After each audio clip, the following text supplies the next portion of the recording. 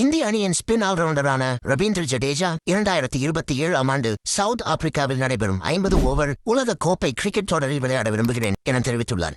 இந்திய அணியின் senior ஆல்ரவுண்டரான Jadeja 20 over கிரிக்கெட்டில் இருந்து ஓய்வு பெற்றார்.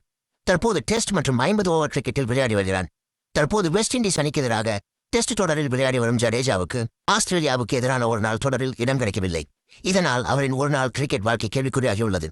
இந்த நிலையில் 2027 உலக கோப்பை கிரிக்கெட் தொடரில் விளையாட விரும்புகிறேன் என ஜடேஜா தெரிவித்துள்ளார்.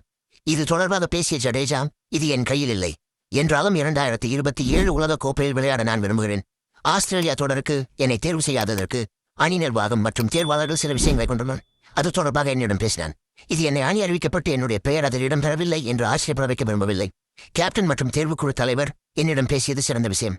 அதனால் நான் மகிழ்ச்சி அடைகிறேன். ஆனால் வாய்ப்பு கிடைக்கும் போதெல்லாம் சிறந்த ஆட்டத்தை வெளிப்படுத்த முயற்சி செய்வேன். உலக கோப்பையில் விளையாட எனக்கு வாய்ப்பு கிடைத்தால் அது போட்டிக்கு முந்தைய போட்டிகளை பொறுத்தது. மேலும் நான் அவற்றில் சிறப்பாக செயல்பட்டால் அது நன்றாக இருக்கும். கடந்த முறை நாங்கள் இறுதிப் போட்டியில் வந்து தோல்வியடைந்தோம். எனவே உலக கோப்பை என்பது முடிக்கப்படாத வேலையாக இருக்கிறது என்று ஜடேஜா தெரிவித்துள்ளார்.